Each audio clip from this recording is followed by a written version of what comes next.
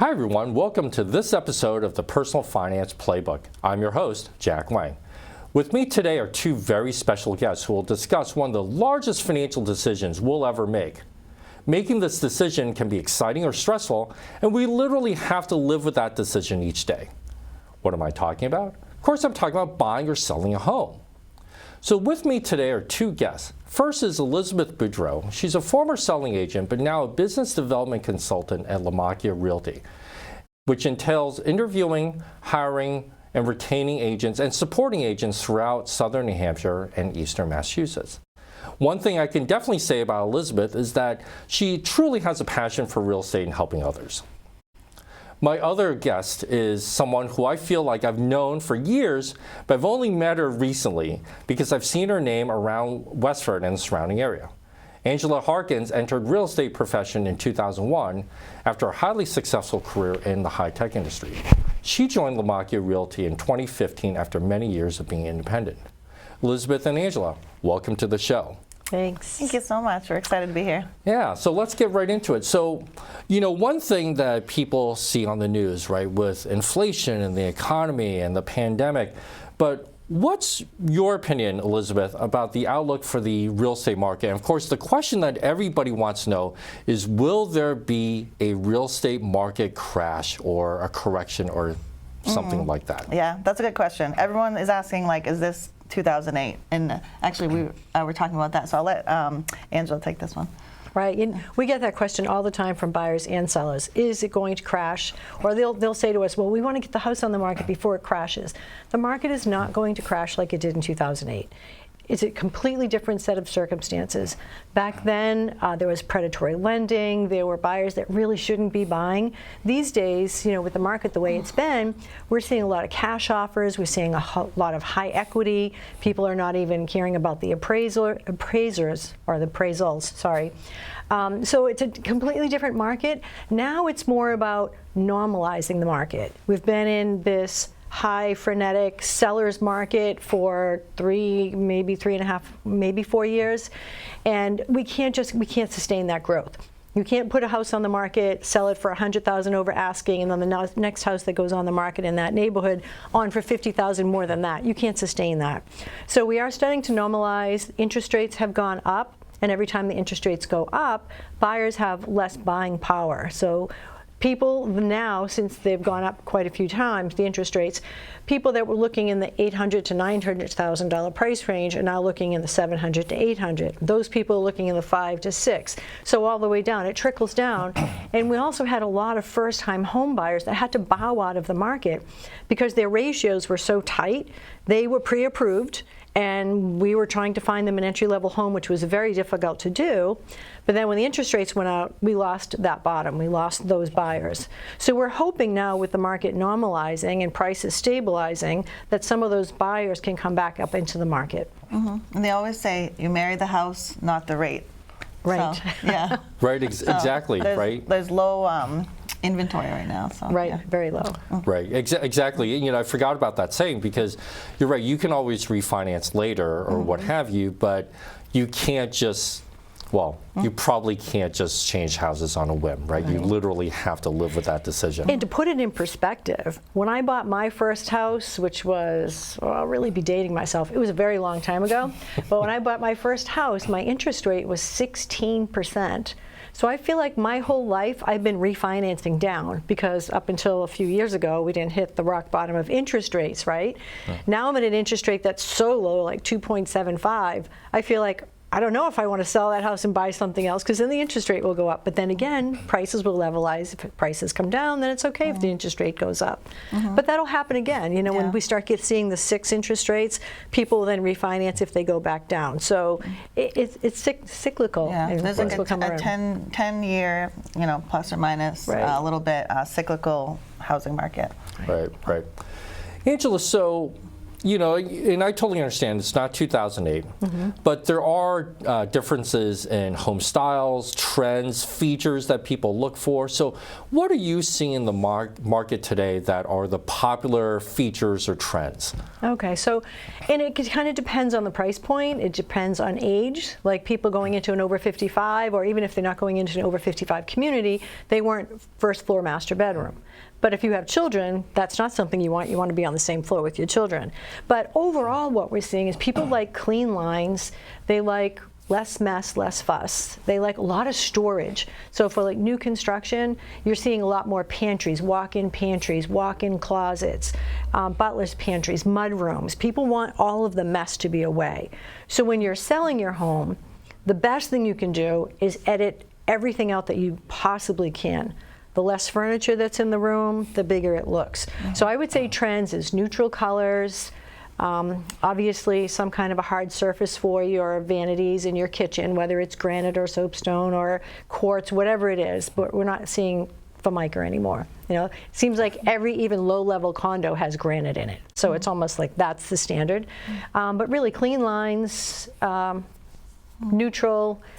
Grays are still in. I mean, that's from a real estate perspective. I know some designers are saying that, you know, they're starting to fade out, but I always feel like beige and green, or grayish as they call it, I'm sorry, beige and gray, they're always going to be kind of in different levels of color.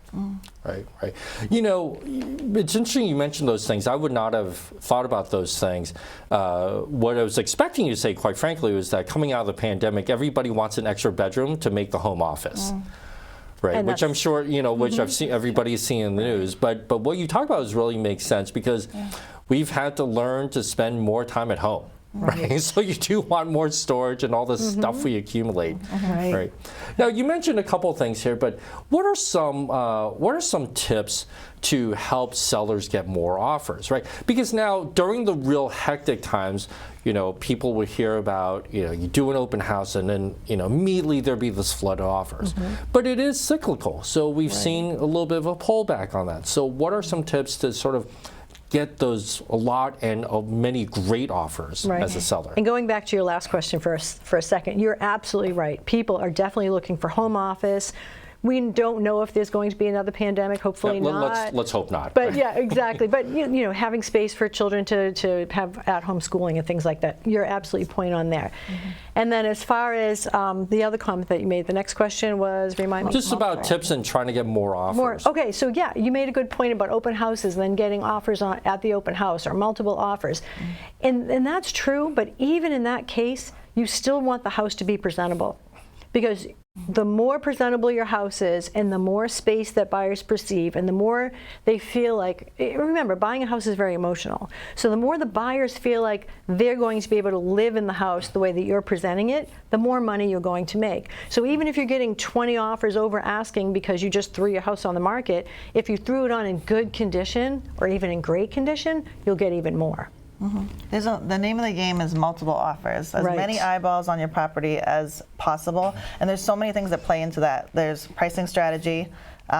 People like look online and bracket. So like if you're thinking 500,000, 499, 498, you know, to catch those people. If you do 502, 505, then you're missing the people that are stopping their search at 500,000. So there's like stuff that goes into pricing strategy, not to go, you know, too detailed. Marketing is huge, you know, driving all, like if you're representing a seller, driving all of these buyers through TV ads, billboards, like, you know, just not to, you know, talk about our company too much, but like we have nine marketing like people. Points. Yeah, we have a huge marketing team, and they're just constantly boosting and, you know, retarget market ads and all of those So things. that's what we do for them for sure, absolutely.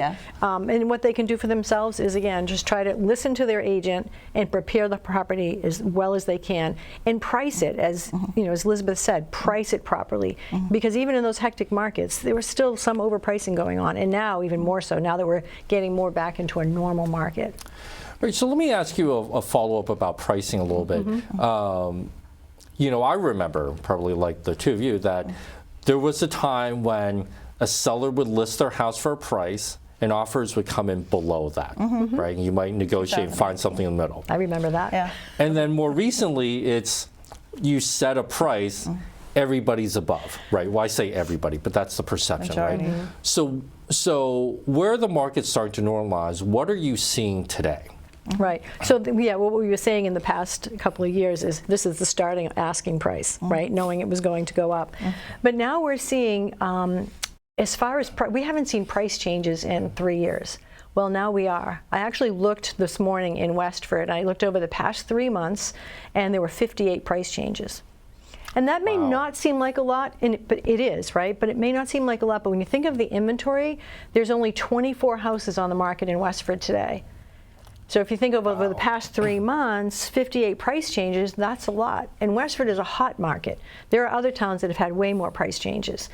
But having said that, 24 houses on the market is still an extremely low inventory. But what's happening is they come on in a wave, they go off. More come on, they go off. Whereas before, you'd have some come on, they'd stay on the market for 3 to 6 months. So we're still getting a lot of sales through. It's just that it's happening in a shorter period of time. Although, the days on market over the past 3 months also has gone from 17 days, then it was 26, and now this morning I think it was, and again it's average, it was an average of, I think it was 64 days on market, which is pretty high, but again it's average. So you're getting those ones that go fast, and then you're getting the other ones that stay on a little bit more because maybe they overpriced them for the market today. Yeah. Right. Yep. Right. The worst thing a seller can do is overprice their property because the time to get multiple offers is right in the first week. You want multiple offers in the first week, and you want people competing for your property. And then the second time to get multiple offers, because Elizabeth is absolutely right, the first offer you get is typically the best and right at the beginning of the marketing period. But the second time to get the best money for or to get multiple offers is when you do a price change. So if you have a house on the market, say for $675, doing a $5,000 price change is not going to affect the market. It's probably not going to most likely will not get you multiple offers. But if it's on for $675 and you drop the price to $650 or $635, now somebody might say, wow, that's a deal, and then you get multiple offers. Yeah. We see it happen all the time. That's why pricing is so important, because you really want to try to avoid a price if you can. Sure you do. If you price it correctly in the beginning, then Absolutely. you wouldn't do that. But if you have to price change, absolutely. Make it significant. Yeah, because then it starts getting to the psychology of people are like, oh, what's wrong with the property? There could be nothing wrong with it other than that it wasn't priced appropriately in the beginning. But people start thinking, and so. Yeah. Right. Yeah. Right. So great tip. So and there's a couple things I want to touch upon later in there, but let's flip to the other side of the transaction, the buyers, right?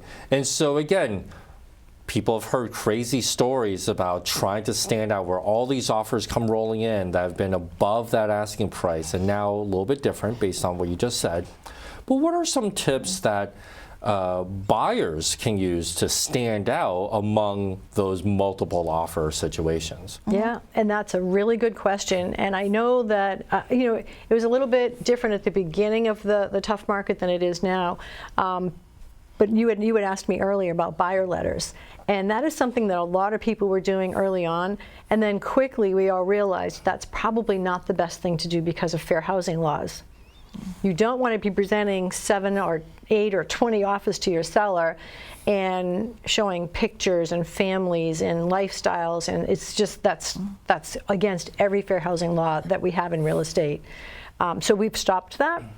Sometimes my buyers will write a letter, but it's very generic. It's like, dear sellers, they don't even put their names, but maybe they talk about their dog or the fact that they like that they're near the city, something like that, but it's generic. It has nothing. If you look at fair housing, you keep all of that out of there. Right, so it would have no personal details about having kids or whatever, because he's right, it can be indirectly discriminatory. Exactly. Yeah. I think general rule of thumb, sellers appreciate a clean offer. Like the least amount of if you don't have to ask for closing costs and things like that, just kind of simple And you can describe like what I mean by even clean. when we say a clean offer, the least amount of contingencies. Now, we don't like to see home inspections being waived because that's, liability for both the buyers and the sellers. So we do like to see that in there.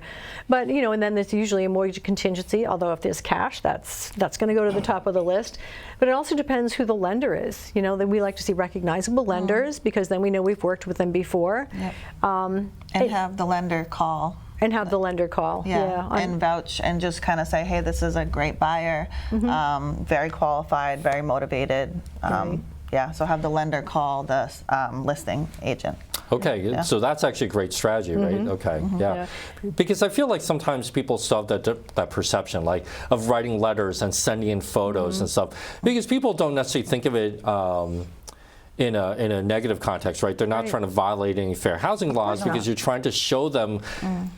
Hey, how much we're going to enjoy this house, right? But you're absolutely right. But I didn't think about the lender aspect. That makes a ton of sense. Some lenders will automatically do it, but some just aren't in the habit. And so I always would remind them, hey, can you just call? As a buyer's agent, I always include the lender's phone number, their email, just to make it really easy for the listing agent to make contact with that lender and verify all the financial information. Right. Yeah.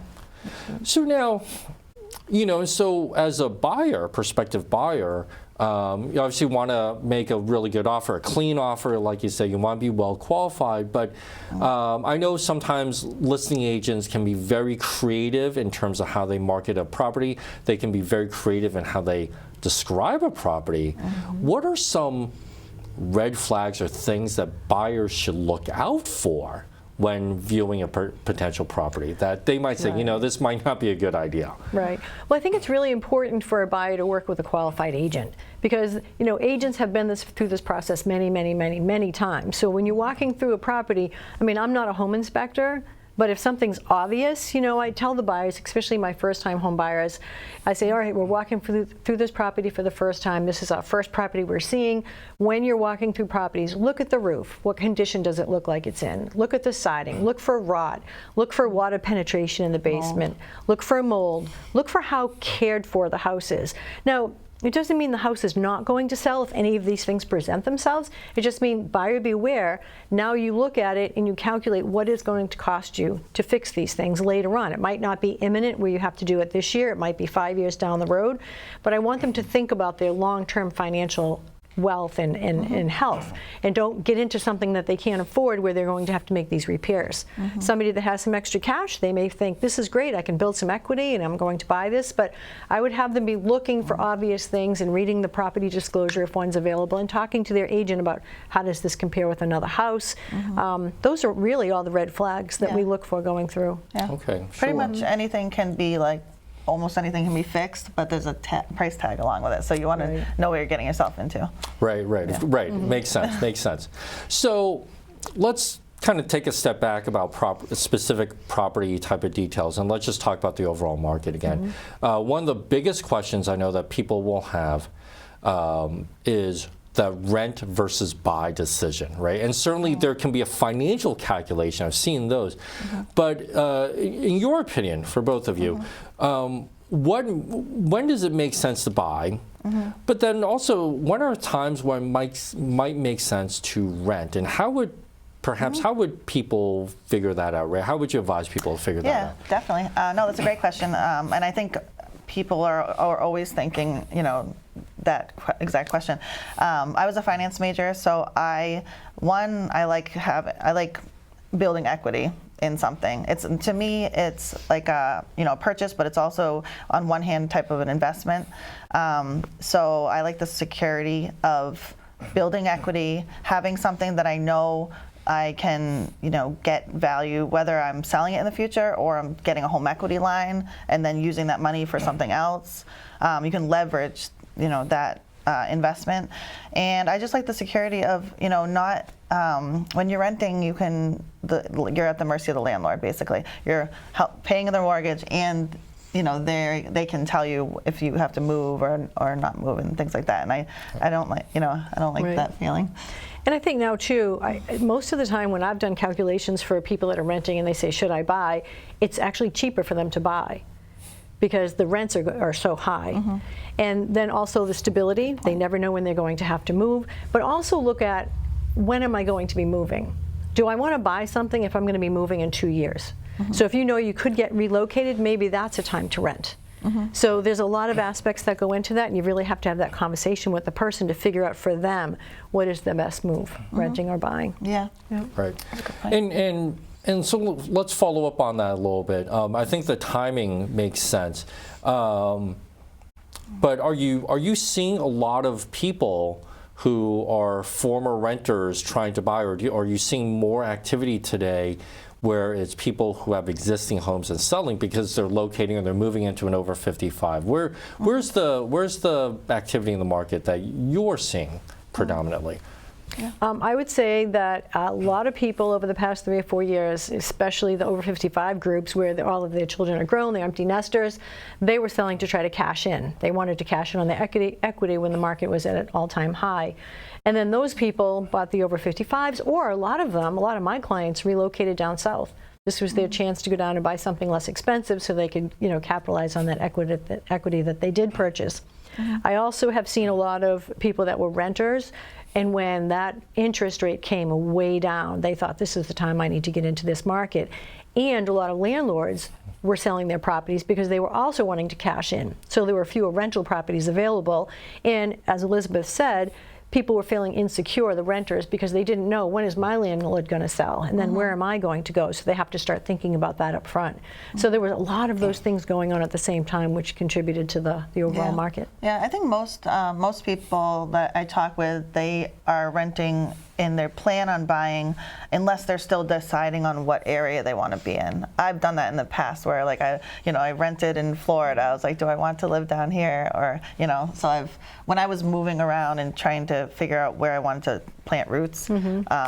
That's a good time to rent, is when you have not decided on an area. Right. And a big tip for renters is it's never too early to talk to a lender. Never. Because a lender will tell you, based on your credit score, this is what you're going to be able to afford. This is what this is what you need to clean up. So there's a lot of cleanup work you can do to get a better rate and to even be able to qualify to get a mortgage. Buyers don't understand those things, like leaving a large balance on their credit cards can hurt them. Missing one payment, so you have one 30-day past due, that hurts your credit rating. So all of those things, if you're going to buy in the next year, really start thinking about that. Talk to a lender, find out what they need to clean up, and if they need to go to a credit repair company, go to a credit repair company. Yeah, because that could cost them a lot of money. Like say you find the house that you like and you're scrambling, getting a pre-approval together, just having some of those things on your credit score and having a lower credit score can cost you a ton of money in the loan program. So or make you ineligible. Yeah, exactly. Altogether. Either ineligible, or if certain loan programs cost a lot more. If conventional versus FHA, to actually get into it, because it's riskier. It's riskier to the lender because it looks like you have these dings on your credit, and so it costs more for you to get that loan. Right. And what you mentioned earlier, right, about standing out among buyer offers. You want to have the buyer wants to be in good financial shape with a good credit score and everything, so that when you have that lender call that listing agent, they can honestly say that this is a well-qualified buyer. Yeah, and having a nice prepared offer. If you're doing everything last minute, you could be missing, something, like not be able to say, you see something on the weekend and you're going through a bank. The banks aren't open on Sunday. Right. So how are you going to get that new pre-approval? You made a really good point about the pre-approval process and putting your best foot forward as a buyer. I had a few buyers that were coming in, first-time home buyers, doing 97.5% financing. That, when you're looking at a spreadsheet of 15 offers, it's tough, right, to get that to be the winning offer. But if you're competing against other buyers that all have that same financing, what we were doing is we were having the lender prepare the pre-approval letter with the highest amount this buyer could possibly afford. So let's say the house was only $450, but they could actually afford $600. We would put the pre-approval in at $600, and we would say they don't have a lot of cash, but they have a great job and they make a lot of money, so they actually could be approved for 600, but they're only buying this for 450. And I had at least 4 buyers that won the bid because of that. Yeah, we put the pre-approval how strong they are. Oh, Yeah. makes sense. We makes used sense. to match. We used to match the pre-approval. We did. But now you're like really. Yeah, we would have the lenders, if you were going to offer 453 on a house, the pre-approval would say 453. Yeah. Because we didn't want to show our cards to the seller as to how, because we were going in under asking. Right. Yeah. But now that we're going in at asking or over asking, or even now with this normalizing market, it's changing. We want to make sure our buyers are in a good position. So show your cards. Doesn't mean you have to pay more. Doesn't mean you have to pay 600. You're still only going to pay what you offer, but show them that you're financially strong if you're going to be competing. Exactly. Makes Because the sense. people that are really close to what their top level is, say something comes up at the home inspection, or whatever, like they could potentially be disqualified later on in the process if they're like this close to what their max is. All they have to do is go out and open up. If they even buy furniture before they close, they could just be disqualified because their ratios are so close. Yeah. The ones that are right on the margin. Right, okay. That's a great tip. Actually, again, we've never thought of that. So along those lines, you mentioned something earlier as well. So, so we just have time for one last question here very quickly. But, today there's so much information out there on the internet. And buyers can basically look at the MLS listing, right? And so sometimes buyers and sellers, for that matter, tend to think, you know what, I don't need to use an agent. I can do this alone because I got all the information, right? Great. What are some things that people should consider and really should consider using an agent? I know we've touched on a couple. What are some other tips that's you would share? great question. We have so many tools, and when I'm talking to my friends are like, I had no idea it was so involved, because you go on the sites, I won't mention any, but yeah, we just have so many tools. Like, there would be no way, without the MLS, there's no way to go back and look at the last 5 years of who tried to sell and didn't sell. So we can go back and we can pull out everybody that put their house on the market in the last 5 years, but then something, either the listing expired, it was withdrawn for some reason, a personal, all sellers are, people with personal things that are happening in their lives. And so we can tell by a quick search with the tools that we have who was thinking about selling, or even tried to sell and maybe they overpriced it, or personal issues came up. So we can see all of those. We have access to off market, which those aren't listed anyway. So you're talking about from the buyer's perspective. Oh yeah, buyers. So we're digging. So when you're representing a buyer, we're digging, or Angela's digging, agents on the sales side, for constantly through all of these off-market lists, or expireds and for sale by owners and things like that. So just there's a million little tactics and tools that we use to drum up inventory for our buyers. I found one the other day. I was working with a buyer. We lost 4 or 5 bids because it was very competitive. And all of a sudden, one came out on the off-market list, and I thought, oh my gosh, I need to get this for her right away. And we are under agreement. We're under agreement in 3 days, and we didn't have to compete. Yeah. Wow. That's It awesome. worked the best for the seller because they had extenuating circumstances and was going to be a struggle for them to show, and our buyer got it. Wow, that's fantastic. That's fantastic. Awesome. All right, thank you so much. This is great information. I'm so glad you're able to join me today. So thank you so much for joining us for this episode of the Personal Finance Playbook. I know that I picked up a lot of great tips from both Elizabeth and Angela, and I hope you did as well. So thank you all for watching, and we hope you can join us next time. Thank you.